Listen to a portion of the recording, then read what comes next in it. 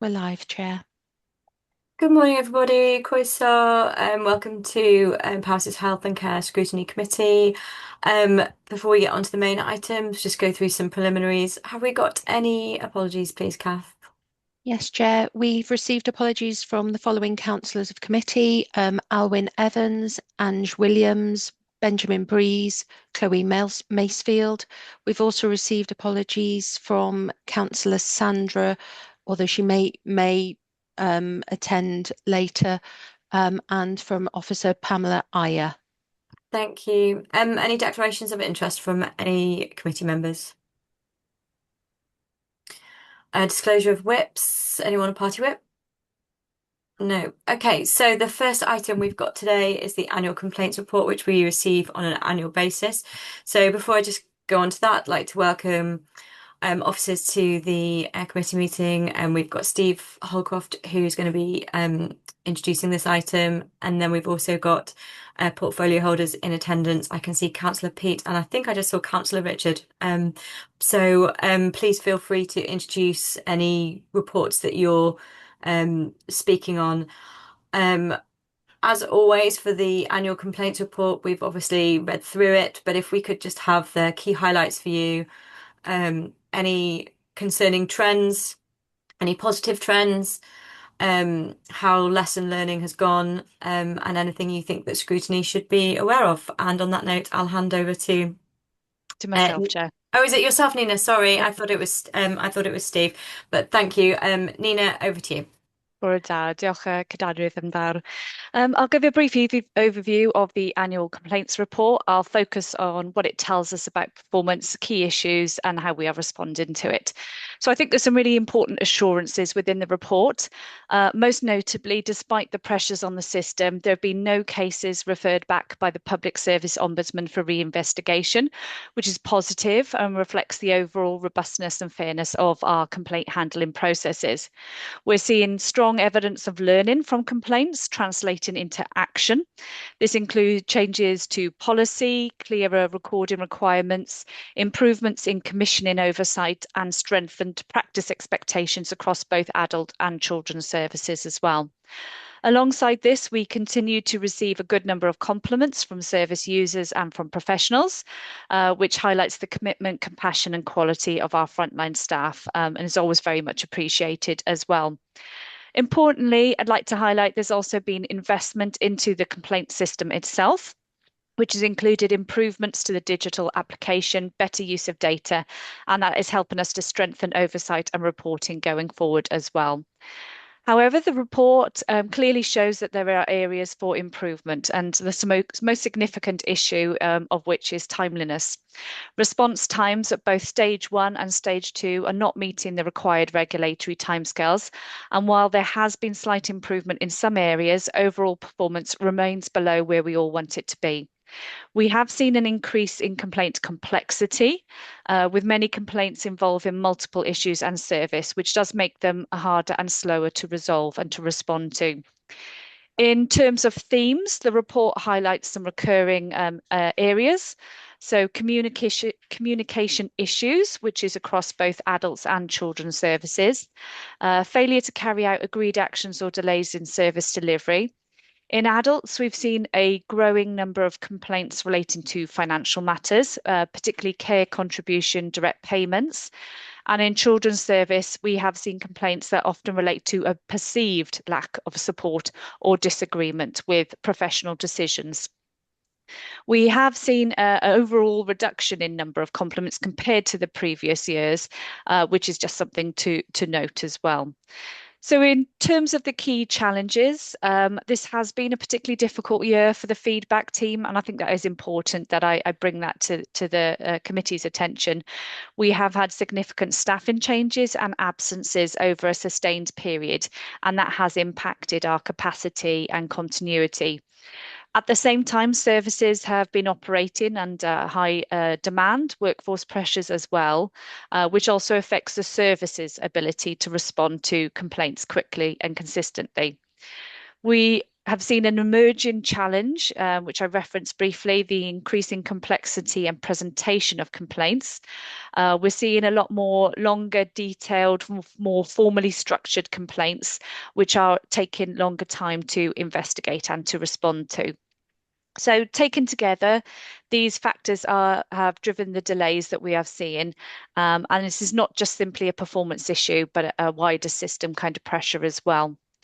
I'd just like to touch on the work that we do with CLICE as well. As a committee, you'll be aware from April 2023, CLICE replaced the 7 community health councils who represented the interests of people in the NHS in Wales for more than 50 years. And the role of the citizen voice body CLICE is to give people a stronger voice regarding health services and now social services as well. We continue throughout the last 12 months to work well with CLICE, who represent the interests of individuals who raise complaints, but they also assist us by promoting children's front door as well as adults assist services, etc. So that important signposting for people who make contact with them. And we enjoy a good working relationship with CLICE representatives.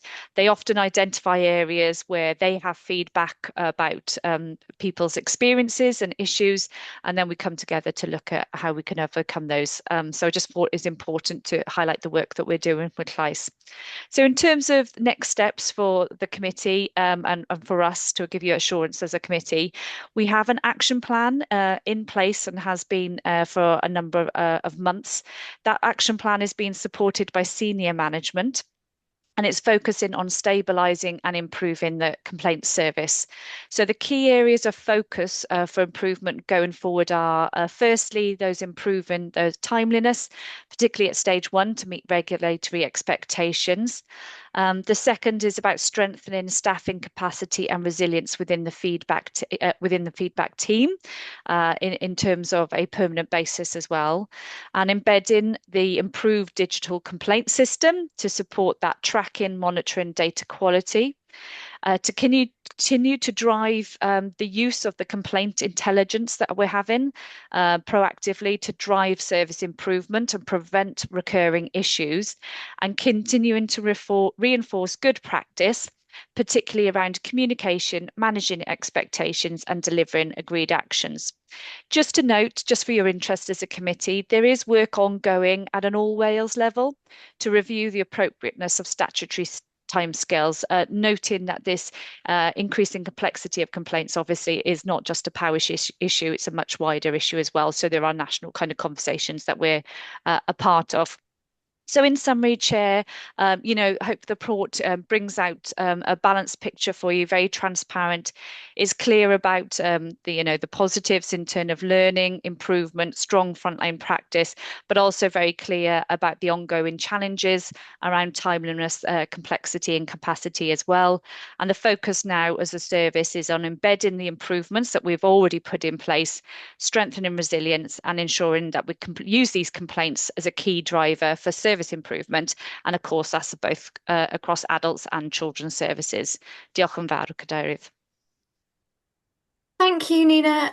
Um, yes, thanks for bringing this report. It's not dissimilar to previous years, although I can see that you've obviously had lots of compliments, but I think there was historically a drive to try and encourage compliments. So that may have been like a inflation that wasn't going to persist.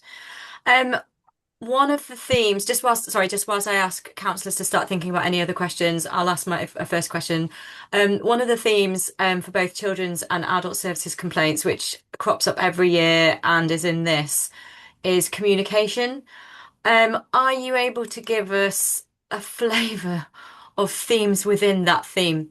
In that, is it that communication is not timely, that communication is ambiguous, that there's no communication, that communication isn't tone appropriate, that it's not in a format that's accessible for service users or family members. And it would just be helpful to see how you're digging down into the detail of that. And then also, I can't see that there's anything within your lessons learned, actions taken table in relation to communication um, specifically. I think the other themes are probably a lot easier to put an action plan in place for in terms of timeframes and staff capacity and workforce issues. Um, Communication is probably a little bit more um, difficult to pinpoint how to address, but I'd just like to understand a little bit more about how you're trying to address that, please. Thank you. I can see Sharon's got her hand up. I don't know who wants to lead on this. Hi, Sharon. Welcome to Scrutiny. Hope all is well and you're surviving in this heat. Thank you, Chair. And Bolidar, Pav. Before Steve jumps in, he'll have far more detail than I. I think the communication runs throughout all of those themes. So, for instance, quite often um, people will talk about we weren't aware of the Yes. client contribution. We weren't aware of the charging mechanisms. We didn't have the right information around the process for direct payments. So it will be communication throughout all of the themes, I think. And some of the things that we've started to do is we've improved the information on our websites. We've got better information to signpost people to. We've produced scripts for staff around certain key areas. And leaflets around charging, etc. So Yes. those are some of the things that we've been trying to do, and I'm sure Steve will provide more details. And that, just to be clear, that's around adults. I'm not commenting on children's. Sorry. That's no problem. I wouldn't expect you to comment on children's, but thank you. So in your view, the communication is a broader brush that touches on anything, everything, all the others. What about inappropriate communication? Is that a theme at all, or is it more like lack of detail within the communication? I If I'm I'm sorry, Sharon. sorry, Uh, Stephen. if I may come in, Chair, I do apologise for cutting across Sharon there, but I think it is the amount of pressure on teams is that they're unable to follow through with communications post an intervention or an activity with a client, if that makes sense. Clients often are reporting that they cannot, or complainants are reporting that they often do not know what's going to happen next. So that is a piece of work that we're working on, particularly with children's at the moment. Okay. Okay, thank you. And what are you doing to work on it? We're putting an action plan together to see, it's part of a wider action plan we have on improvements to the complaints team and how we can assist teams in bettering their communications overall, really. Okay. But it tends to be case specific, people not knowing what's going to be happening next, basically. Okay. Thank you. Sharon, do you want to come back in on it? Mm. Yes, please, Chair. I just wanted to provide assurance that the issues around communication isn't members of staff being inappropriate to No, members no. of the public or to service users or clients. Not different.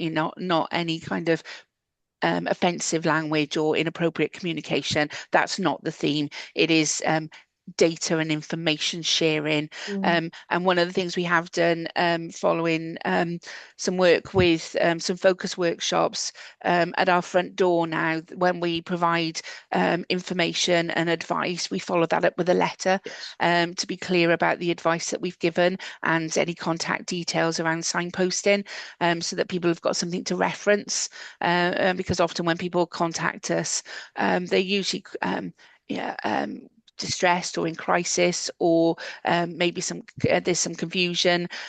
So actually, that having a conversation, unless you're frantically writing everything down, you've got nothing to refer back to, and sometimes you don't remember what was said. So we're routinely following up with a letter now, and also the themes that are coming through to in adults to our practice improvement group, and then so collectively with all tiers of officers, we're looking at those themes and collectively trying to understand how we can make things better, and develop more scripts around certain areas where Yeah. we've got those themes. In particular, direct payments is a biggie, and charging. Okay, thank you. And what about the use of AI? Is AI able to assist with communication? I'm just kind of aware that it can go one of two ways, can't it? Like it can enable communication to be much more streamlined and help put things in much more lay-friendly terms. Or it can go completely the other way. Is that something that can be considered to aid with communication?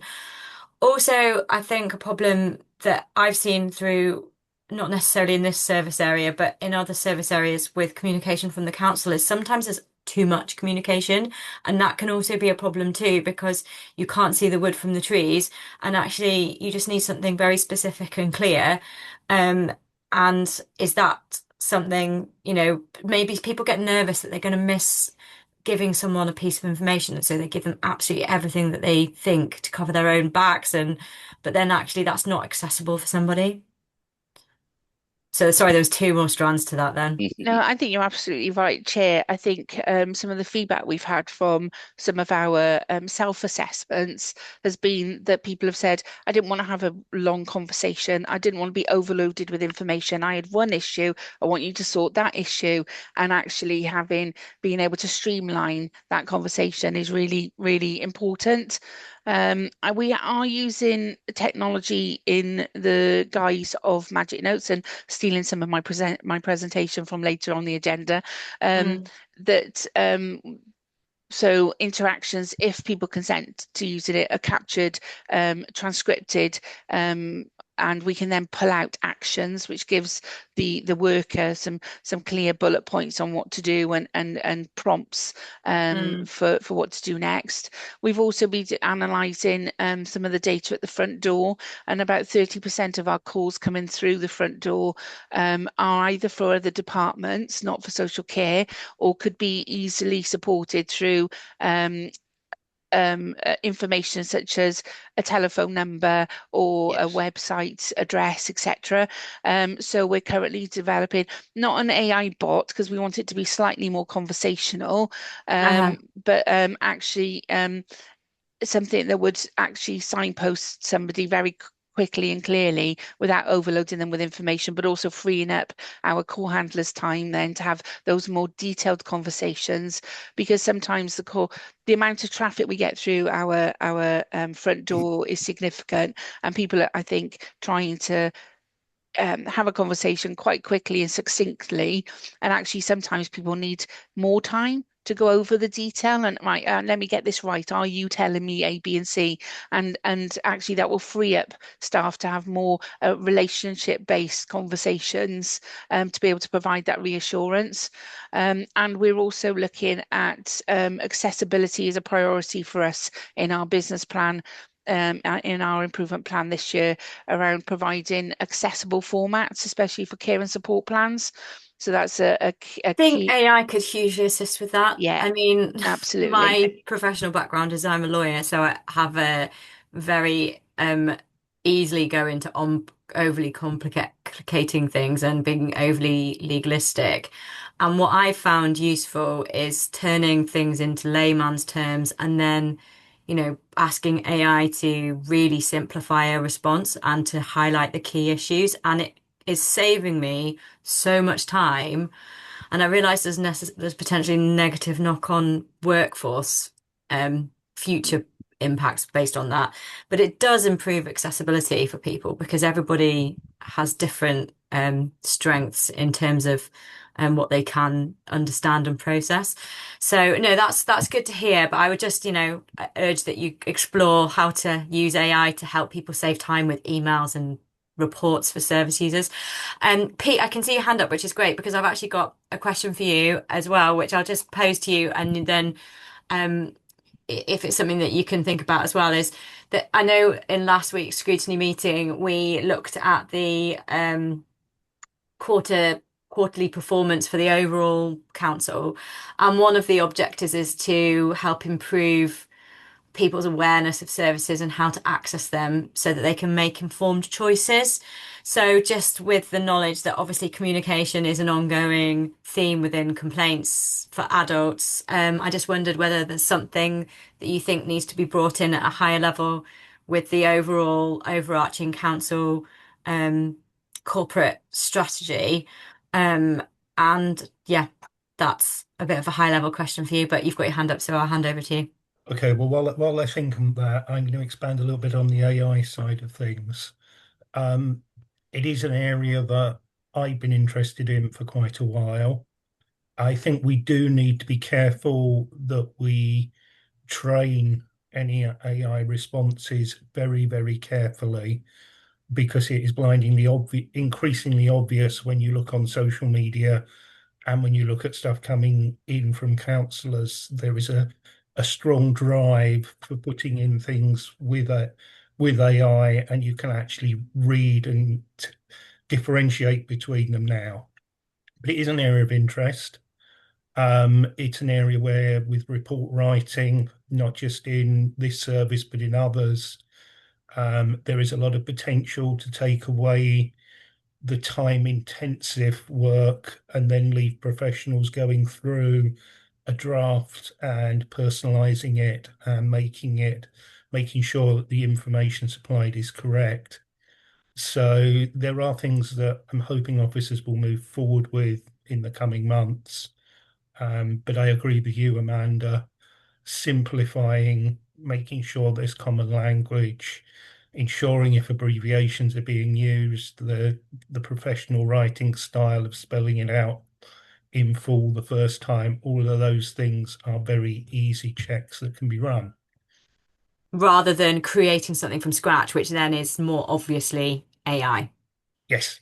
Yeah, agree.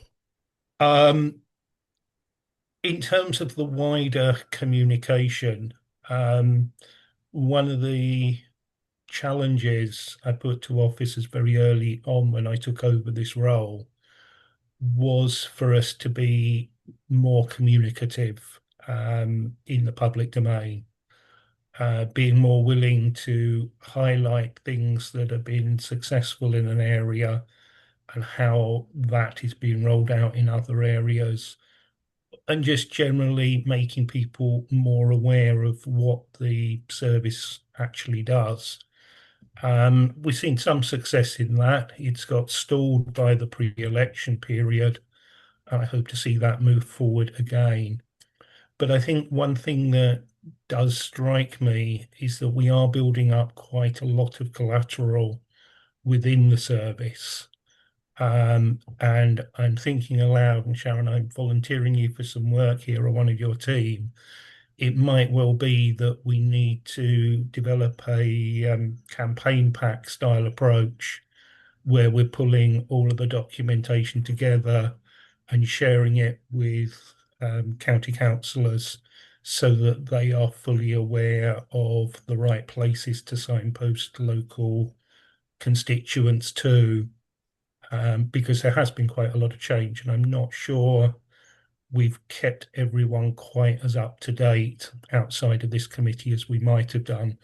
But equally, I don't think we've made so many changes as to warrant a full-blown member development session. I'll leave that with you guys to think about. Any questions from councillors? I can't see. Councillor Flare. Oh, Councillor Flare, you're on mute. There we go. Sorry about that. That's okay. Just regarding the AI, is it how clear is it to people who are engaging with services how we're using AI?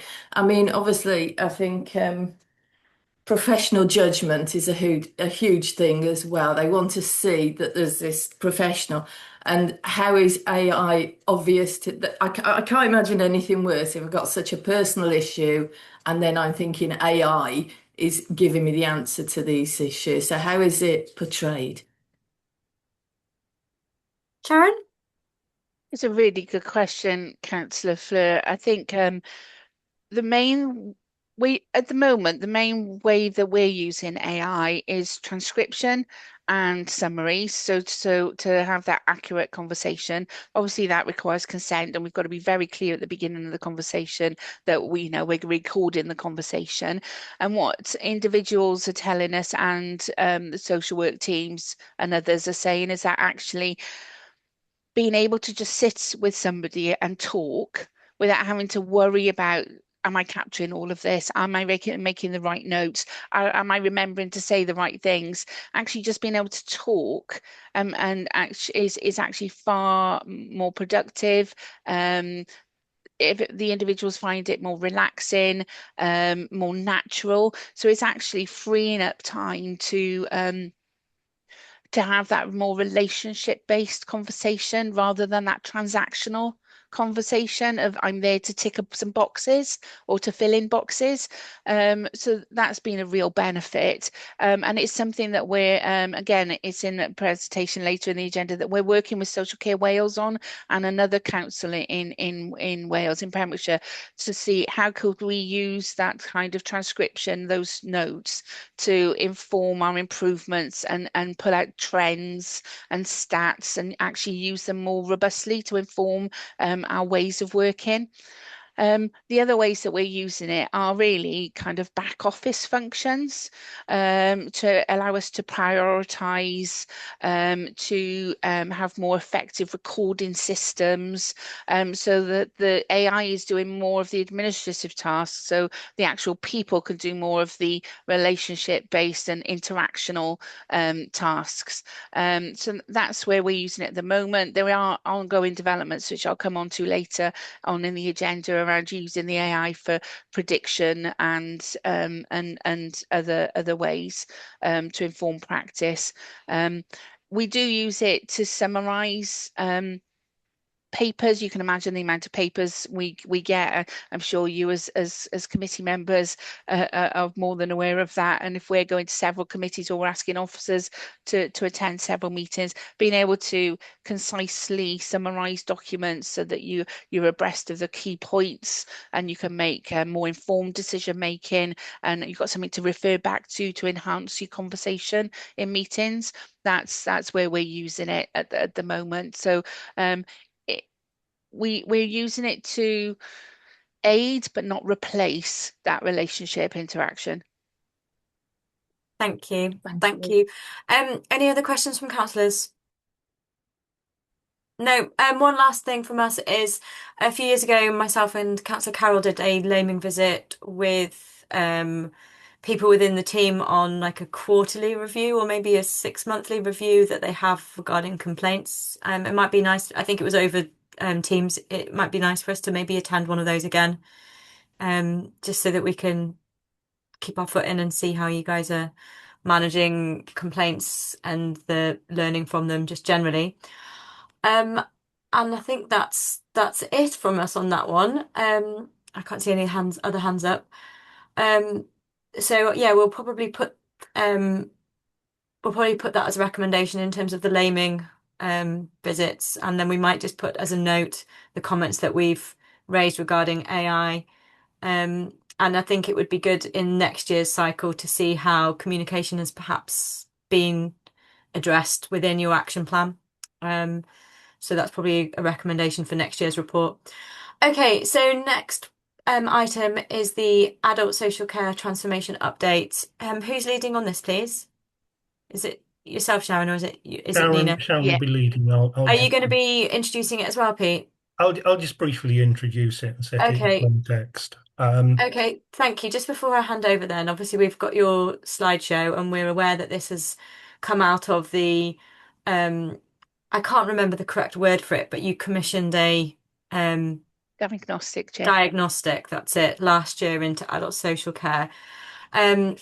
This report, some of it seems fairly high level. And so I think our overarching question is to have a bit of a plea to you as you deliver this, for us to, and I appreciate it's for us to know, but just so that we actually understand the work streams that are forming, is to be specific. So particularly on your proactive prevention work stream, a lot of it to me, and I might be wrong, so please correct me during your presentation if I am, but a lot of it sounds like stuff that I'm aware has already been going on historically anyway, such as strengths-based reviews, right size packages, collaborative working, etc. So my overarching question is, what's new? What's the difference? What are you doing differently? The so what's basically this sounds like it's a real drive to be much more upstream in order to keep people independent for longer, which has a positive impact not only on their outcomes but also on the wider financial budget of the council. And that was probably the main two purposes of the report. So how are you going to measure that investment from this review? And what, obviously the diagnostic identified that we need to do some things differently. So what is it that we are going to do differently? And that's my overarching request, please. And on that note, I'll shut up and hand over to you guys. Councillor Pete, did you say you're going first?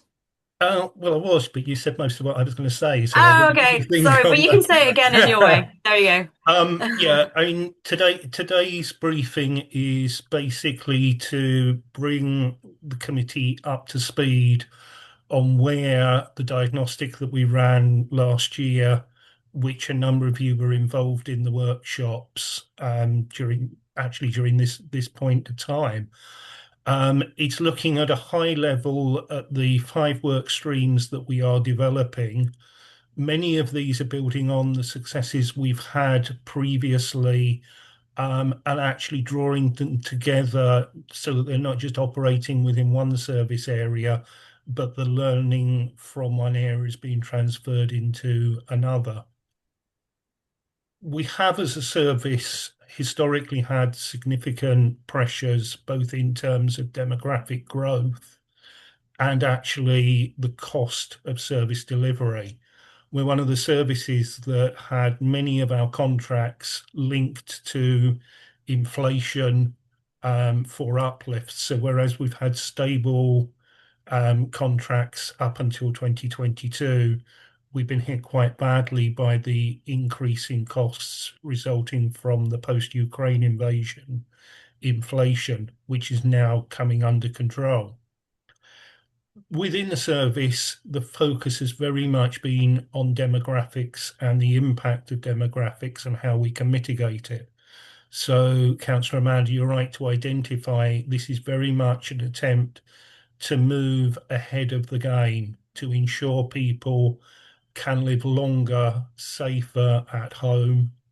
They can have transition paths so it isn't a case of straight from home to a residential care home, but also looking further into the future around the needs of the sector in terms of residential care and nursing care support and where the markets will be able to sustain. And we'll talk about that a little bit more in a further paper.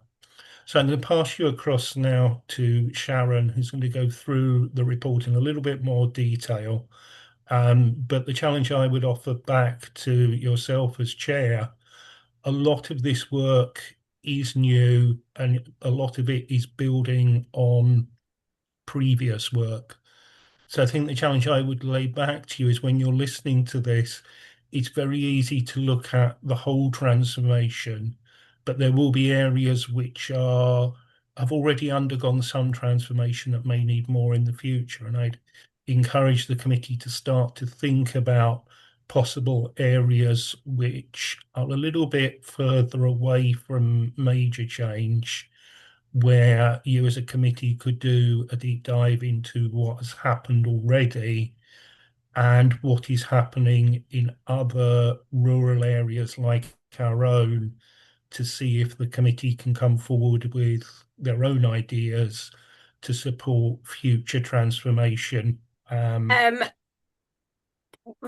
I'm more than happy for us to do a deep dive, and that's already on our agenda. And we've already set up a working groups ready for that, which we did following the diagnosis last year. However, it's not within our constitution to be poacher and gamekeeper, so we can suggest you consider areas, but we can't be coming up with policy.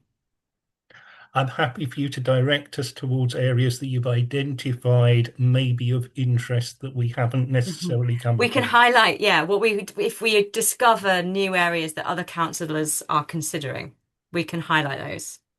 Yeah, that's a better form of words than I came up with, but the same intent. Yeah. So But I appreciate what you're saying. I now pass you across to Sharon, who'll go through the presentation in a little bit more detail.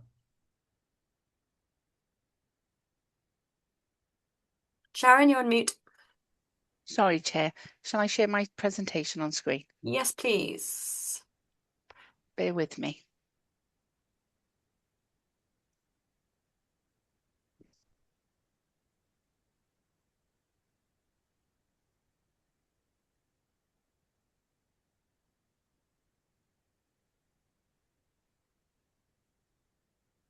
Yep, you're sharing. Great. Apologies if I can't see any hands.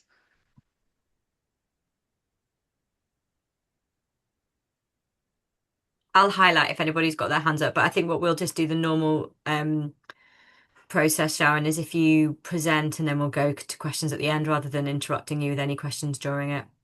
Okay, thank you, Chair.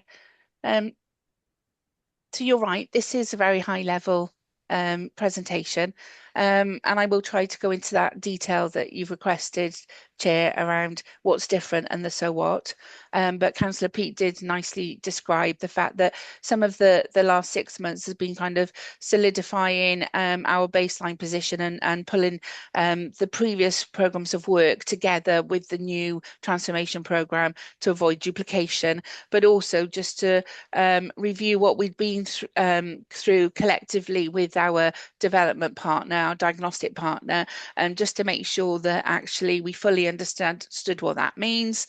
Has there been any new or emerging opportunities, or has any of that baseline data changed? So just to remind ourselves, adult social care has delivered 26.8 million worth of savings in the last 7 years.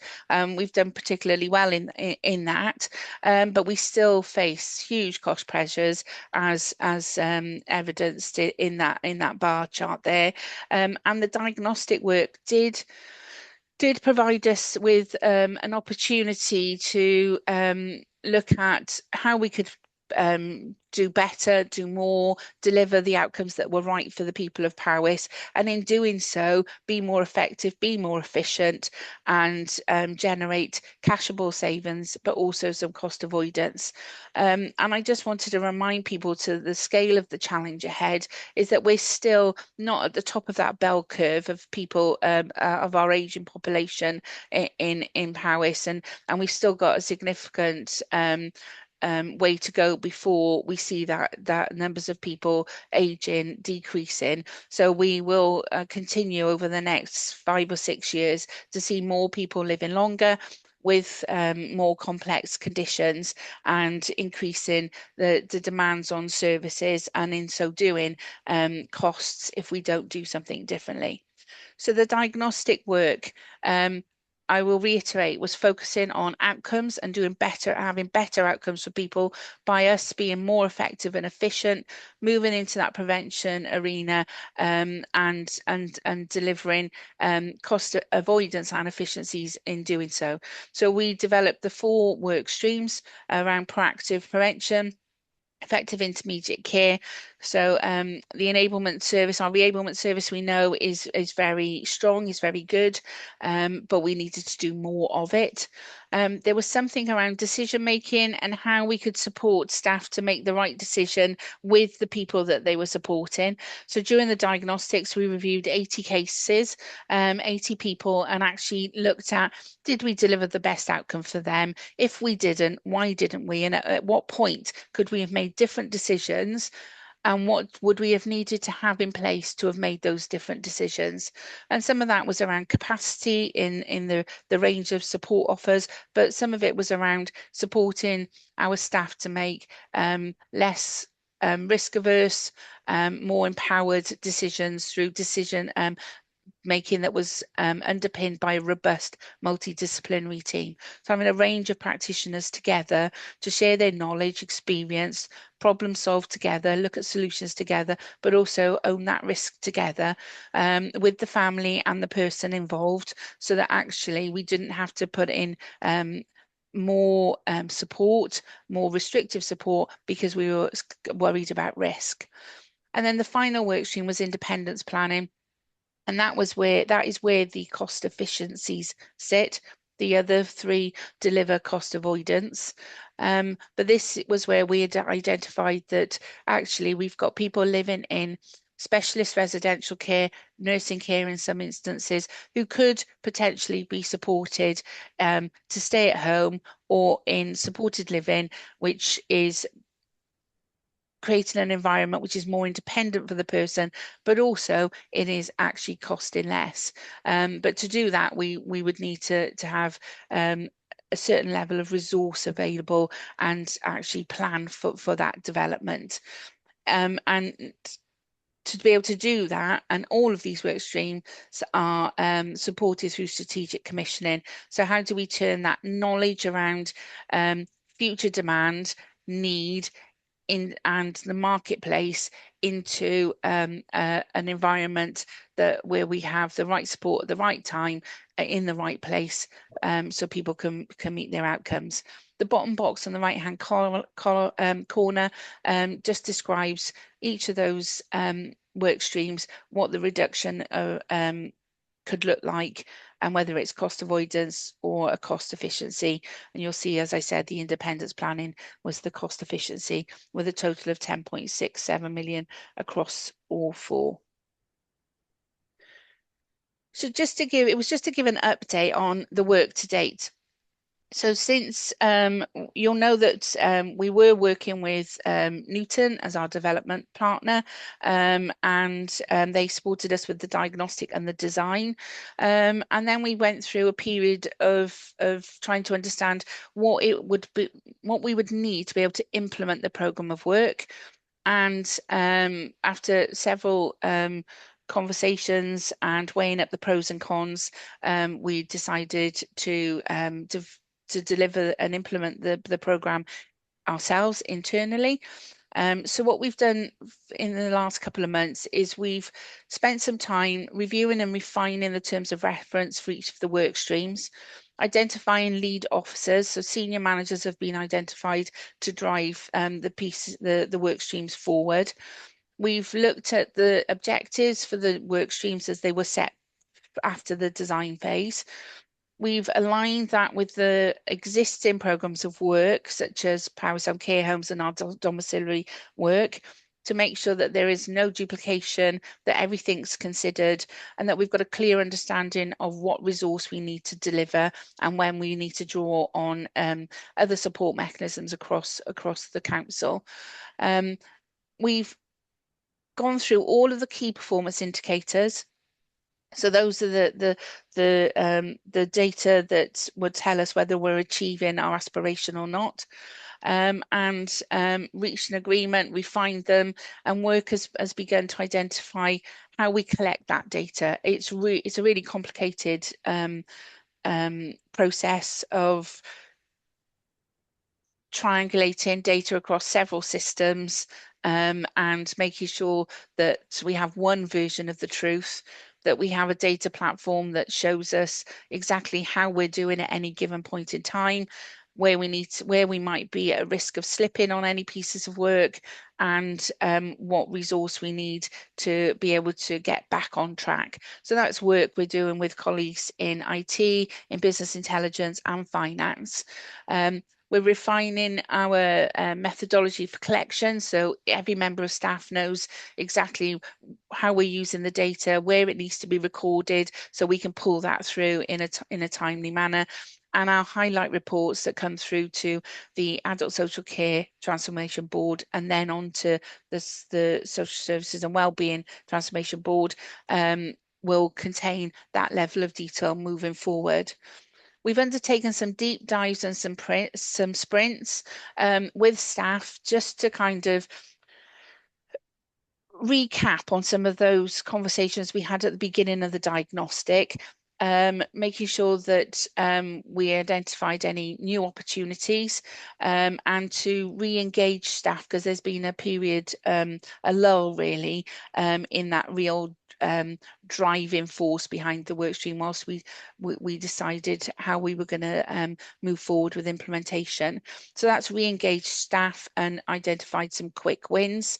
And all the work streams have been supported by the beginning of the locality model management of change.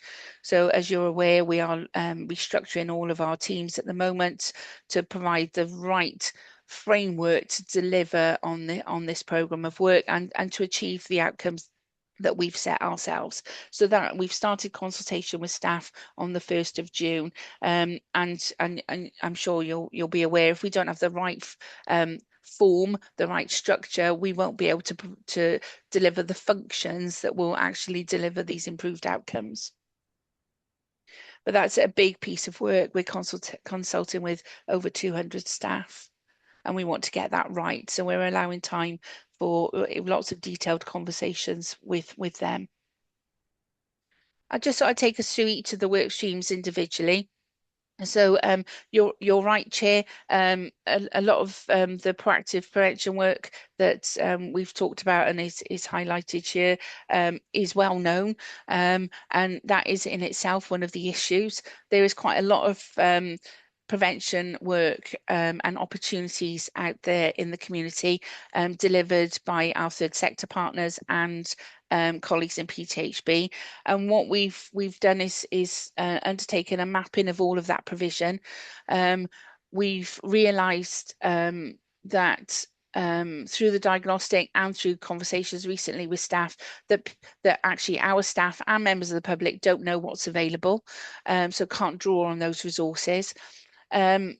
So we have got a programme. We will have a programme to raise awareness around what's out there, but also upscaling where there's lots of really good opportunities that we're not involved in, we're not signposting people to, and then we'll do a gap analysis to understand where we need what we need to plug those gaps. So the stakeholder analysis has been undertaken, so we can understand who we need to engage with, who we need to talk to, who we need to keep informed, etc. One of the new developments that we have had in the last couple of months is a new prevention project which is facilitated by Care and Repair, and this is an offer of safe home checks. So somebody will ring in to assist, and the call handler might think, oh, actually, not quite sure what this individual needs, or whether they're currently managing at home, or whether what they've got in place already is working for them. So we can actually refer them to Care and Repair, who will go out and do a safe home check. That includes reviewing their environment for safety, any trips or fall hazards, looking at any aids and adaptations that they may need or may have that may or not be working, but also looking at any tech-enabled care that they've got or may need if they haven't got, with one eye also on making sure that it's fit for the future, around the digital switchover, etc. And one of the things that we have been doing in the last couple of months is making sure that we're aligned with the Better Together programme, which is the transformation programme in Paris Teaching Health Board. So making sure that we're joining together, especially on areas of the front door, that single point of access, the falls prevention, and increasing the efficiency of hospital discharges. So that's been quite a significant piece of work. And staff are already telling us that they are better informed, they are more aware of services, and the Care and Repair home check service has been a huge success. In the first quarter, we supported 84 people, and the second quarter, up to date, which isn't full figures, there was an additional 76 people, and the feedback we've had is really positive from that project, and from families as well, saying they feel more assured now that everything in their family members' homes is as right as possible. So that's been really, really positive.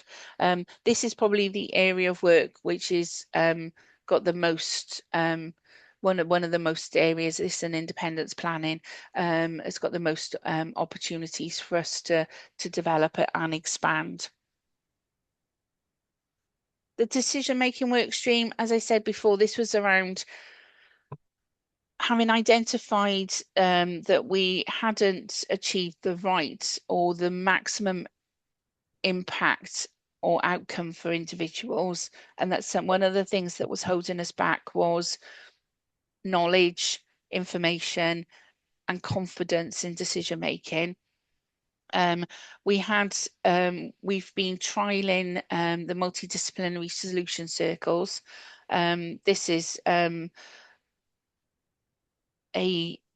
method where individuals come together, one person will present a case study. This is the situation I find myself in with this individual. This is the outcome we want to achieve. What are the possible solutions? So staff will come together, such as nurses, OTs, physios, social workers, enablement assessors, tech advisors, and actually work through what the possible solutions could be, what the pros and cons are, what are the barriers to some solutions, and try and put the person at the middle of this, often involving the person and their family themselves, and they come away with understanding what is the thing that is the possible, and a very clear care and support plan to make that happen. Everybody's confident in it because they've shared their knowledge. No one person has felt that they're holding a risky decision themselves. Family and the individual are happy with it. So we had started those, we've expanded them, and we're going to roll those out now across all of the different teams across the county. The strengths-based training, you're right. We have been doing strengths-based training for a long time, but there was something that we had realised was that actually that training wasn't having the expected impact on practice. People could tell you what how they were having a strengths-based conversation, but actually it wasn't necessarily changing the care and support plans that we were seeing, the case notes that we were seeing. So we've increased our mentorship program. We've done a refresh. We've had external support from Social Care Wales to bring all of our champions together and share their experience, share some case studies around the impact and how it can change the way of working.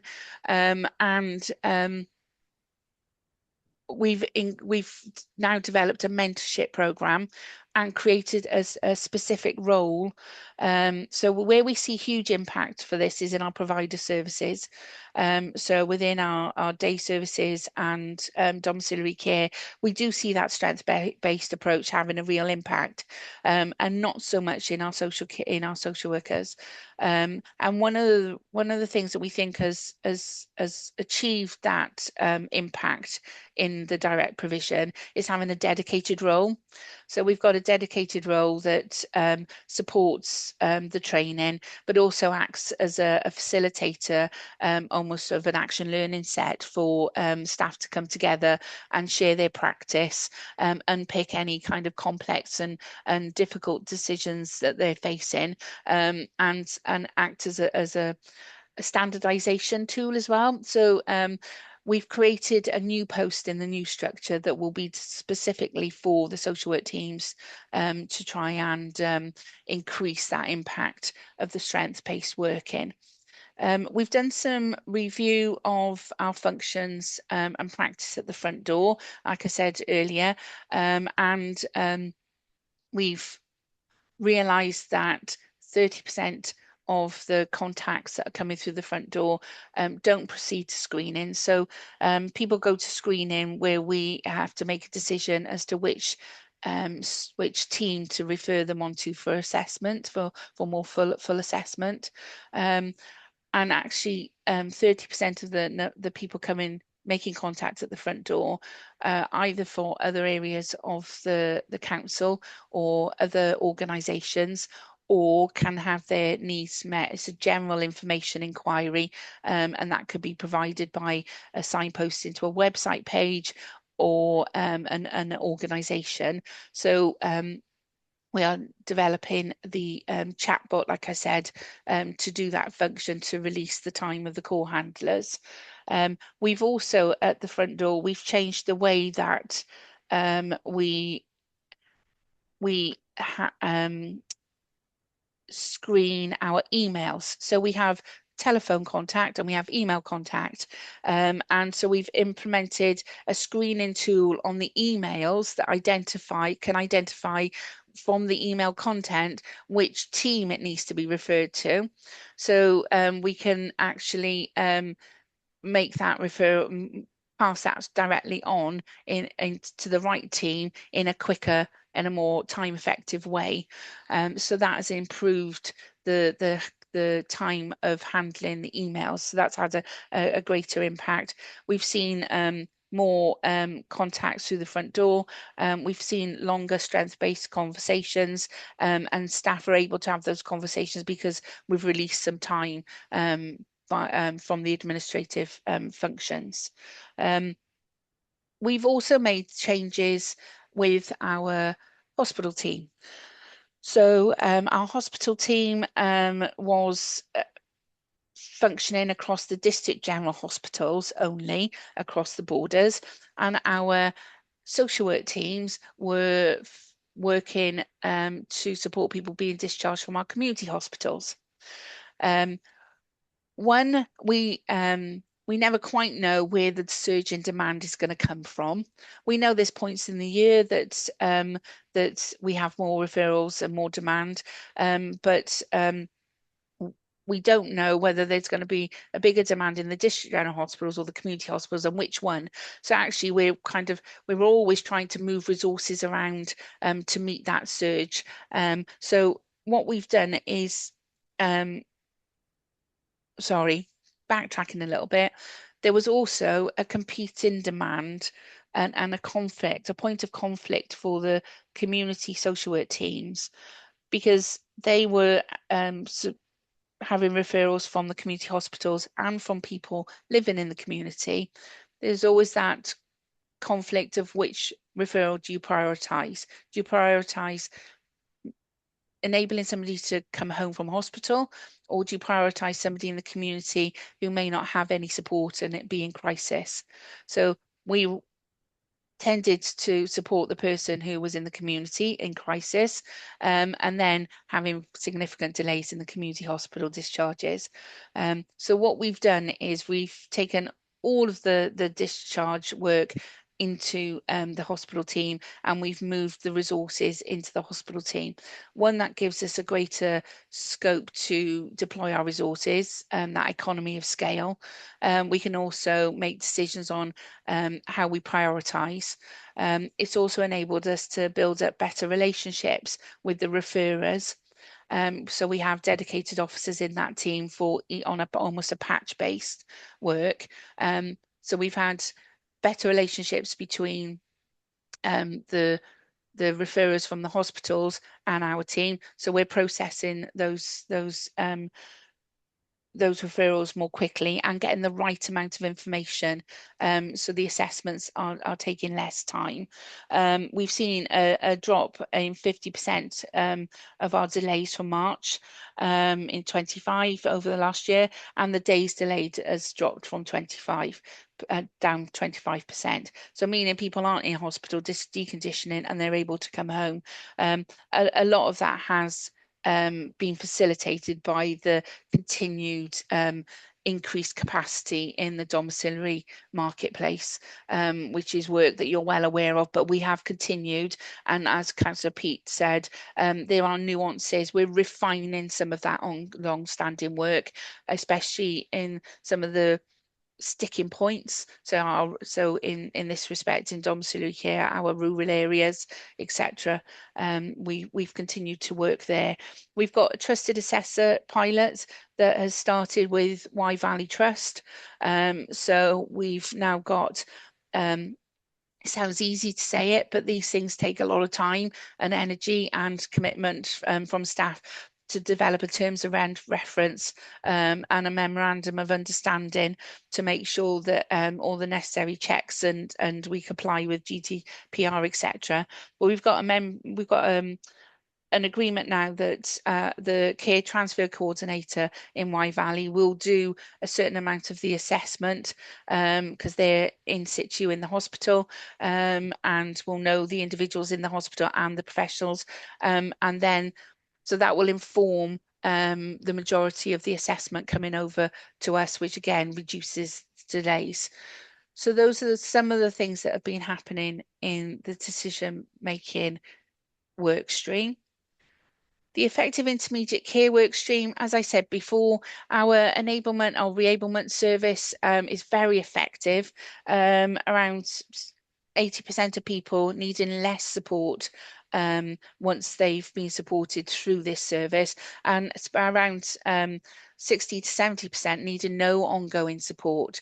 One of the big things that we decided to do, and we've been working on, again, it's a long-term piece of work, but that's come to fruition in the last 12 months, is increasing the therapy oversight of the re-ablement service and trying to create capacity in our bridging service. So our bridging service is the service that will support people who need a domiciliary care package, and there is no current provider to pick up that package. So it's our internal service. They will pick up the package of care and support the individual until we have an external provider to deliver that care and support, often linked with a discharge from hospital or a prevention of people being admitted into residential care. So we took the decision with our colleagues in PTHB to redesign that service to deliver those aspirations. And that came into effect in April last year, full effect sort of late summer, I would say, and we've been refining it ever since. So some of the things that we've been doing is making sure that the key pathways have been identified. So staff was telling us, especially in the hospital team and at the front door, that they weren't quite sure which service to refer to. So we've created that single point of referral. We've created scripts for people handling calls at the front door. We now have our clear domiciliary pathway through enablement. So everybody will come through enablement, where we will assess people for the least restrictive package of care and support, which will create the biggest independence and the least amount of dependency. We've also developed an exit plan, so that is part of the planning from the first point of referral. So how do we make sure that people are always having our eyes sighted on the end goal of full independence? And we've done some mapping around demand and capacity. Because it's a new structure, we weren't quite sure, did we have the right resource in the right place? How much demand would we see coming through? How much capacity would it create in the bridging team? So we've been reviewing some of that and moving some resources around. We have realised there is some direct interdependencies with the independence planning work stream. So we've rewritten some of those objectives and cross-referenced to make sure that there's no duplication across the work streams. We have revamped our dynamic purchasing system. So this is the system where we place all the requests for domiciliary care. So it will say where the person lives, what type of calls, how many hours, whether it needs one or two people to support, etc., etc. And then the providers, that's where the providers look and then put in their bids and say that they can pick up those offers. So we've done quite a lot of work in the last 8 months to work with providers to make sure that we've set some clear expectations on the use of that system. Also, the expectations that we expect the provider services to be more responsive, to join us in more collective solution conversations. So we've had a number of domiciliary provider forums where we've been talking to providers around how can we create more capacity? What would enable you to be able to pick up packages of care in more rural areas? We've designed some retainers to help people pick up packages and give assurances that if somebody goes into hospital, that we would continue to support that package until we knew that that person was going to be in hospital for a significant piece of time, so that the providers then can protect their workforce. So all of those small nuances, as Councillor Pete said, of refining some of the work that we've already been had ongoing. But more recently, we've completed the management of change that has created the new enablement service. That completed last month, I think it was. And we've seen increasing numbers of people being supported through that service every quarter in the last 12 months. And we've managed to maintain the quality within that service, which was something we were wary of. So our aspiration was to maintain the quality, continue to increase people's independence, but to provide more service, and that has been achieved. We've met our targets for this year, and we continue to see a rise in those working through this quarter now as well. And we expect to be able to expand that with the enablement assessors will be sitting at the front door through our locality management of change. Sharon, sorry, I'm having a few internet glitches, hence why I keep turning my camera on and off. But just slightly conscious of time in that we've got the Power Zone Care Homes update as well. Are we able to wrap up getting through this presentation within the next sort of 5 minutes, just so we can then move on to questioning? Yeah, absolutely. I've got 2 more slides. Brilliant. Thank you very much. Thanks, Chair. The independence planning work stream, we've seen the extra care facility in Welshpool that opened in April 25.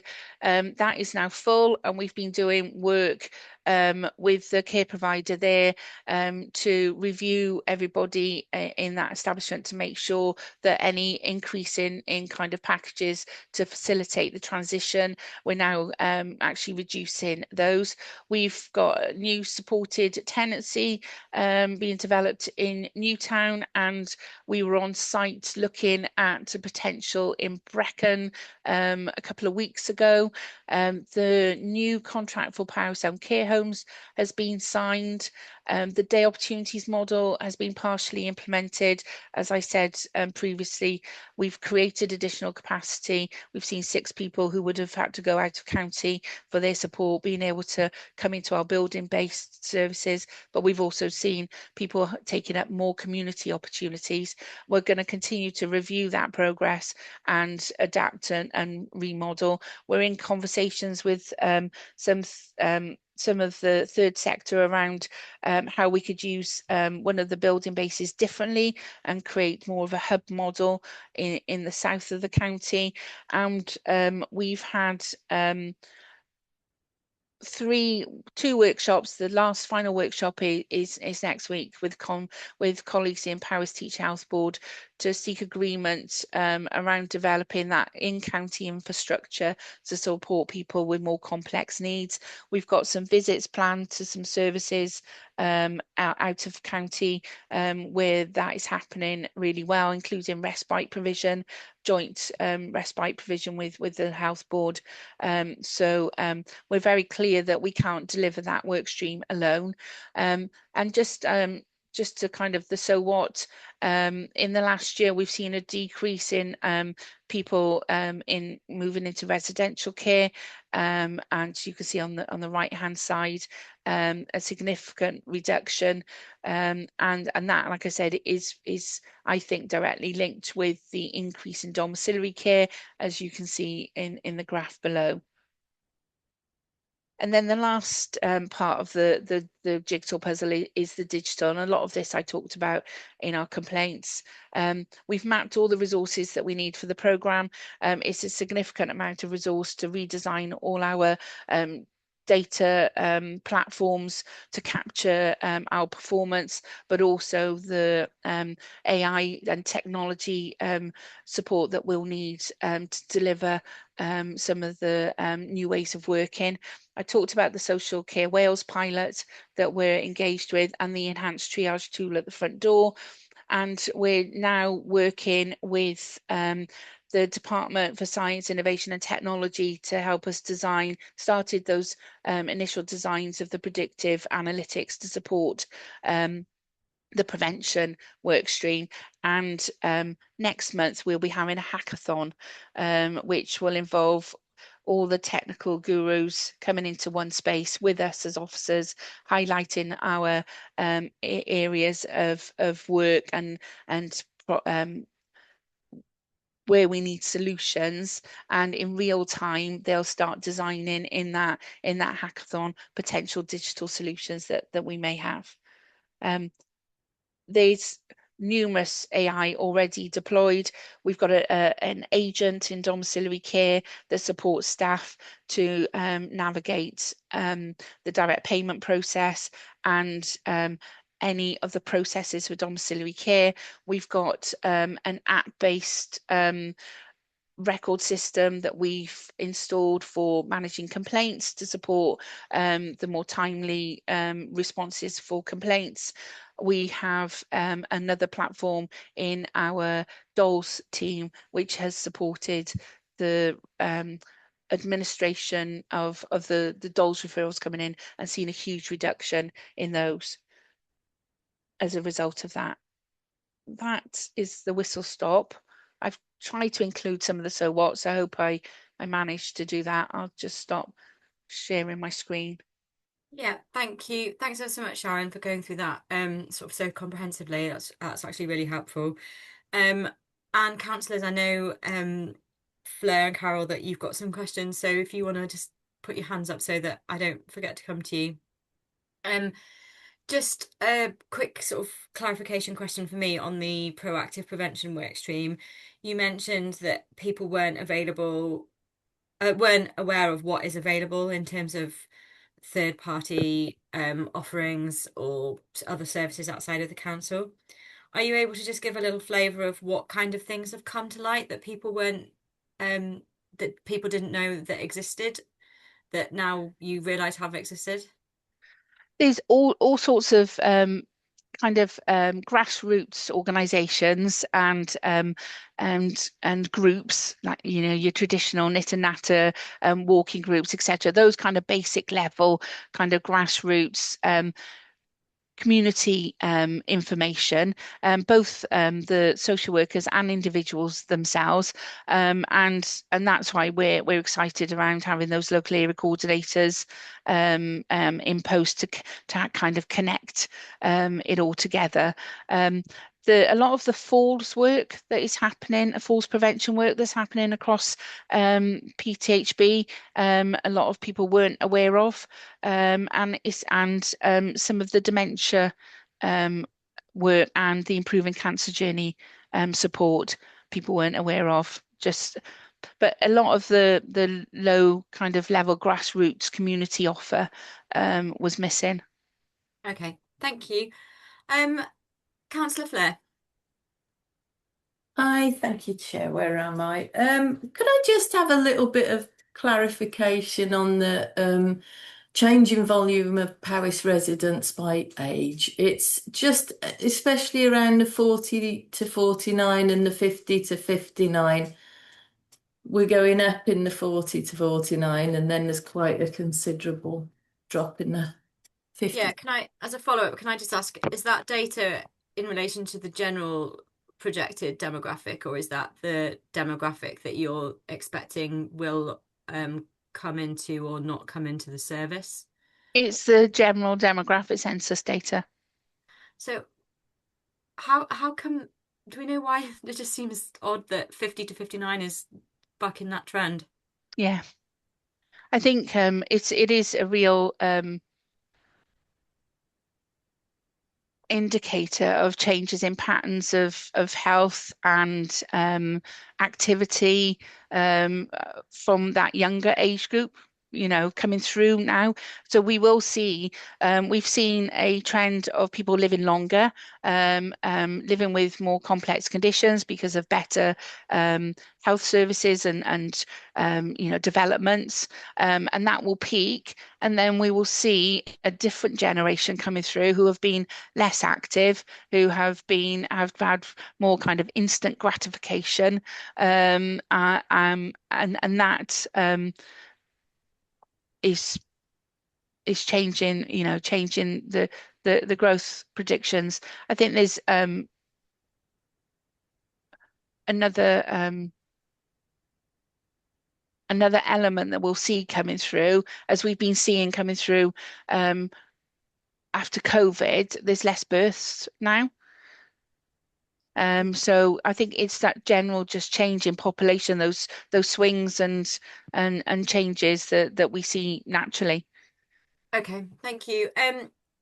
Councillor Fleur, did you have any other questions you wanted to ask on the report? No, I think they were I th covered. Thank you. I think Thank you. I think important just to note that if we're seeing a lower number of working age adults, there's less workforce and less people caring for older people, which Yeah. is a significant impact. Chair, would it be okay if I came in with just a couple of little points there, if that's Yes, okay? absolutely. Yeah, it's really interesting, isn't it, when you're looking at that predicted demographic shift changes for Powys. And you're right, that 50 to 59, Councillor Fleur absolutely kind of stands out.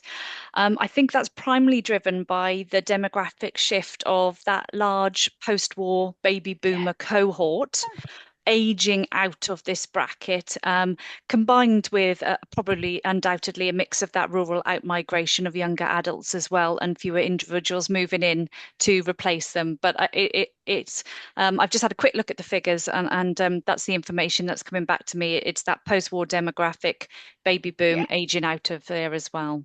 So I That's hope that, exactly what it is. Thank you, yeah. Nina. Sorry. No, that's absolutely fine. I hope that's helpful, Chair, and thank you for the question. It's a really key question, Councillor Fleur. Yeah, thank you. Councillor Carroll. Hi. My question is regarding the centre in Welshpool. At the moment, it's only 1 day a week for clients. Is there going to be other days now that it will actually be open for more clients to go to this day centre in Welshpool, please? Can I ask which centre you're referring to, Councillor Carroll, please? I call it Annie Holloway Centre, but it's been taken over. That's the Haven, isn't it? Yes, that's a Haven now, yes. Yes. I don't know what their plans are at the moment, because we don't run the Haven. No, I know. But I can certainly have a conversation with them and feedback to you separately outside of the meeting. That would be good because, as I say, it's only open 1 day for residents at the moment. And the Haven, as you know, has taken it over. So will it be happening that we'll be able to put more residents in there each day from different communities? I'll speak to the Haven, Uh, Councillor, and get back to you. That's lovely. Thank you Thank for you. that, Sharon. No Any problem. other questions, Carol, on the wider report? Sorry? Any other questions, Carol, on the wider report? No. Okay, so a couple more questions from me then. You mentioned about sorry, I'm just gonna find which work stream it was in the proactive prevention. No, sorry. In the decision making work stream. You mentioned again about the strength-based training, having been there for a while, but that what you'd realised is that whilst people were aware of it, it then wasn't coming to fruition in terms of decisions that they were making. My question is that down to sort of a lack of confidence because keeping people in a downsized, a smaller package or not escalating something up potentially is people envisage that to come with more risk because it's not such a hands-on care package. And if that's an accurate-ish assumption, that there's a confidence issue with the workforce because they don't want to make a decision that's going to result in an unintended consequence like a fall or less interaction with professionals. Could this confidence issue be helped by sharing great examples either from within Powys or outside of Powys where that strength-based approach has had real positive impacts, and how just giving them some actual good news stories and even hearing from residents themselves who can then back that up to say, yes, I realized there was options for me to go here or to stay here, and this is what was decided and this is what in place. And actually that um enablement of independence has actually created really great outcomes for me. And just thinking, it's difficult, isn't it, to change your practice where you think there could be a risk to someone else's well-being or life. I think all of the above, Chair, to be honest with you. I think it is a level of confidence, and that's what was coming through loud and clear when we spoke to staff around feeling that they maybe didn't have all the information that they needed, that actually some of the decisions they were making were outside of their sphere of control or expertise, and there was a real need to create that multidisciplinary team conversation, even if it was just virtually, so that they could actually discuss with colleagues around, without having to make a referral to an OT or a physio, but just have a conversation with them and say, in this instance, what do you think, what would be the recommended? It's not quite there for a referral into a specialist service, but what do I need to consider? What are the things and the options I can consider? So feeling that they weren't holding that risk all on their own. Some of the things that we're trying to do in the structure is to create those teams, so those multidisciplinary teams, but to also increase the level of senior practitioner tier that we've got to provide greater mentoring and coaching for the social workers and OTs beneath. We did have an event where we had all the champions, the strength-based champions come together and share the impact of some of the things and the case studies. And some people who were in receipt of services came along to share what it meant for them as well. And one of the key things all of the biggest impact was in the provider services, and they had a dedicated role that was delivering training, providing coaching and mentoring, sitting in on case discussions. So we're creating that a role, mirror role in the social work structure as well, so that they've got that almost that point of reference for expertise, subject matter expertise. And we're also then re-looking at the way that we audit cases, and providing an enhanced training for auditors to really pick out, was there strength-based work happening in that case? What would have needed to be in place if it wasn't, and then providing that feedback directly back to the practitioners themselves.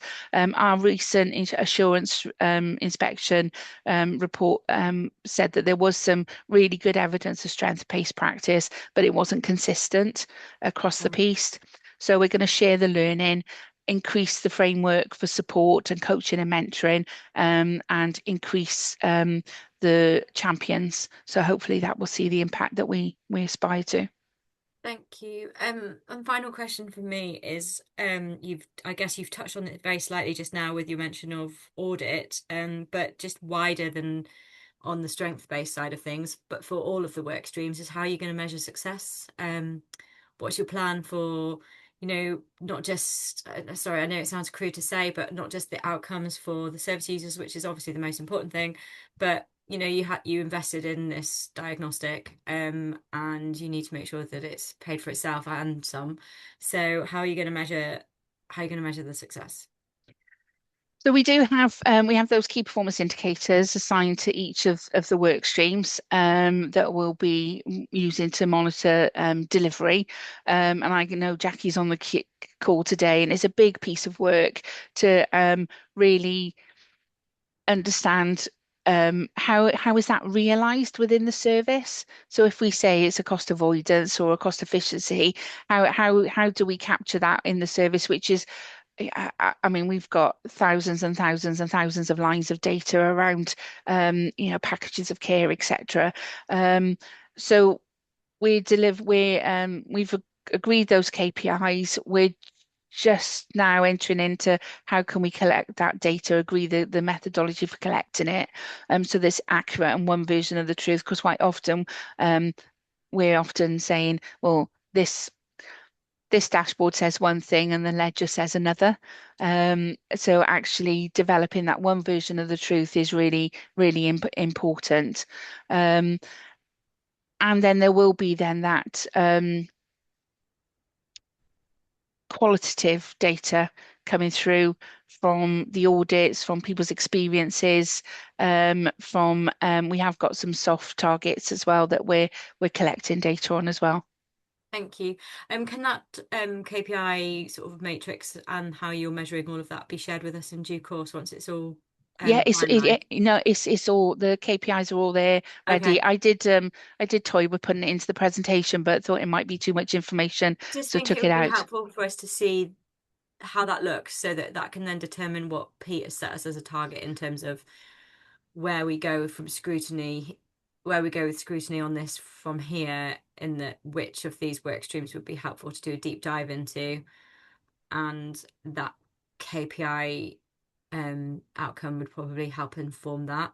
Yes, yeah. So yeah, that would be great. Thank you. And I think that's It it for also questions. it's also a thread. We've made sure that the thread is right the way through our business plan as well. So Okay. it's not two separate things. We haven't got a transformation program and then our business plan as well. So and they feed right the way up to the CSEP objectives as well, some of them. Okay. Brilliant. Thank you. No further questions from committee? No. Great. Okay, so last item on the agenda is an update for us to note on the Powers owned care homes. Can you, oh, we've got half an hour of the meeting left, so if we can just keep this as brief as possible, but can you just give us a quick flavour of what's next and what do you expect Scrutiny to look at next in terms of Powers owned care homes? Because obviously this is so new, and um it's difficult for us to measure anything when it's come in from June. So that's just a question for Just us, really. Thank you. just to introduce this very, very briefly, quite a lot happened in relation to the contractual side of the Powers Care Home project just before the pre-election period. And this really is the first opportunity officers and myself have had to bring you up to date on some of the contractual aspects that have been put in place and how that will impact the delivery of the program.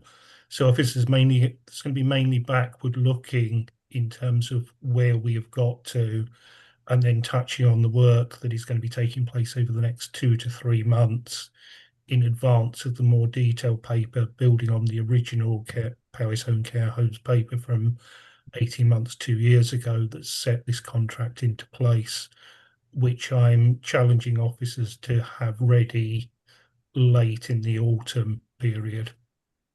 So I'm not sure whether Nina or Sharon is introducing this one, but I'll pass you across to the relevant officer now to go through the paper in a bit more detail. Thanks, Pete. Who is Yes. is it Sharon?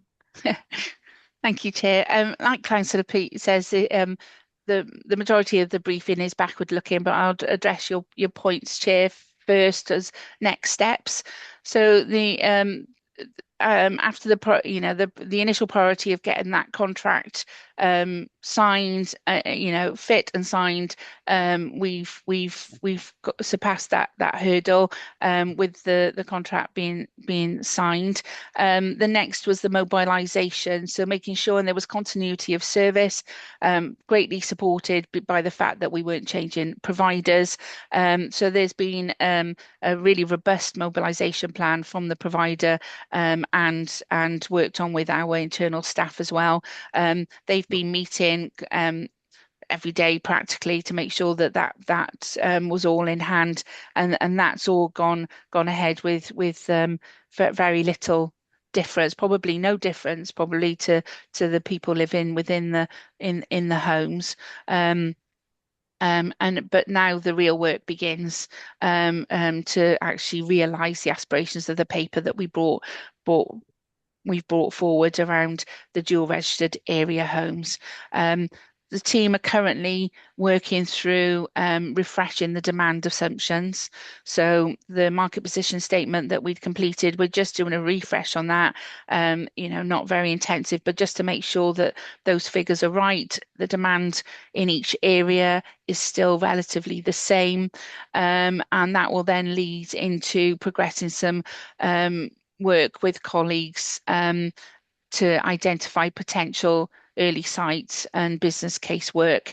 Obviously, still engaging with stakeholders such as PTHB and individuals themselves to make sure that everybody's fully involved in that. One of the options that we have considered is that actually maybe doing a bit of a blueprint run with our reablement provision site, where we've got an existing Section 33 agreement in place with Powers Teaching Health Board, to look at maybe reconfiguring that service as a dual registered site, so that we could test that model to inform the wider approach that we take. We know that we've had fluctuating demand in that provision as a step down reablement accommodation, and we've altered some of the usage to include being able to provide accommodation for assessment. But actually, it's still the demand changes with the existing model. So we thought that might be a good test site to start with. So contract signed, the mobilization has gone relatively smoothly with no issues to report, and staff are now making sure we've got the right demand figures, refreshing those figures, and starting to pull together the necessary work streams to start identifying potential sites to deliver that paper October time. Okay, thank you. Councillors, any questions? Looks like none. So we will schedule that on our forward work program then. And yeah, it will be interesting to see how that develops, and also, how you're able to pull on all the information from this rollout now. So yeah, we'll wait to see that. Thank you very much for presenting your presentation on that. And I don't know whether Nina or Pete have anything to add to it after what you said. I would just simply add, this is one of the most important pieces of work that the council will be looking at, not just at the end of this administration, but into the next council term. You saw earlier the demographic changes that are going to impact on the council. That is going to eventually manifest itself in a much greater demand for nursing care, both from older adults, but also from sports-related earlier onset dementias. This is going to be the answer to enabling people to still live within the county and enable the county to manage its costs, and not be put into the position where we're having to export people over the border into England or our neighbouring Welsh counties, not just over the next 2-3 years, but over the next 10 to 15 years. So it's a big piece of work, and it's an important piece of work, and that's why the contract with Shaw is such a long-term one, because it is something that is going to span multiple council administrations. Thanks, Pete. Nina, anything to add? No, thank you, Jo. Brilliant. Okay, well, thank you, everybody. In terms of the next item, it's just look at our work programme, which is obviously we've got a meeting scheduled for the 10th of July, which we're just discussing whether or not we might need to move. The and also bring back the Powers Teaching Health Board item from last week onto there. There's an item on there which is benchmarking data, which has been something that has been following through from previous work programs where we've asked for what is available to consider from other local authorities, etc. Nina, did you have any thing you need to say on that?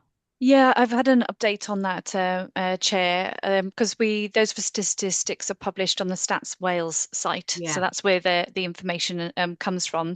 We've had notifications from Welsh Government that there's been a delay in that data, so the 25-26 data is now not going to be published until this summer. We don't have an exact date, and also the 24-25 data set, which I know is the one that you've been waiting for, will be published at the same time. So our request will be to postpone from the July meeting and put it on to one of our autumn meetings, if that's okay with you, Chair. Thank you. Yeah, and then the other request was that your annual report last year we had that in writing rather than as a formal item because it's just for us to note anyway, and you also deliver it to full council as well. And then also we've only just had 2 rounds of corporate safeguarding board updates, so potentially that could be pushed as well.